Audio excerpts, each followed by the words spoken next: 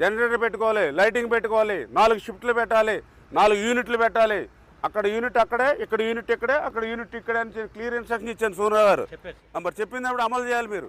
ఇది పబ్లిక్కి ఎఫెక్ట్ అయ్యే పని.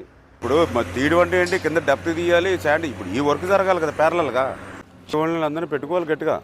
యుద్ధ ప్రాతిప మీద టకటకా వెళ్ళిపోవాలి తప్ప మీకు చుట్టూ మీరు జనరేటర్లో పెట్టుకుని లైట్లు కర్రలు కట్టి జనరేటర్లు పెట్టేసి లైట్లు వెలుగుతూ ఉండాలి. 3 8 24 గంటలు కూడా పనిచేయాలి. 8 అవర్స్కి షిఫ్ట్. మీకు ఐరన్ అయినా సరే, శాండ్ ఫిల్లింగ్ అయినా సరే, కాంక్రీట్ బెడ్ అయినా సరే, ఎర్త్ వర్క్ తీసుకునేవాళ్ళు 4 వర్క్లు ఉన్నాయి మీకు. 4 కూడా 4 దేని పని దానిదే జరుగుతుండాలి. ఈ పనే మీరు ఎదురు తీసుకెళ్తా ఉన్నారు. రేపు మళ్ళీ ఏ ఒక్క ఇబ్బంది లేకుండా 10-15 రోజుల్లోనే ఈ పనులన్నీ కూడా ఒక కొలిక్కి తీసుకురమ్మని చెప్పి కూడా సీరియస్గా అధికారులకి ఏజెన్సీ కూడా చెప్పడం జరిగిందని చెప్పి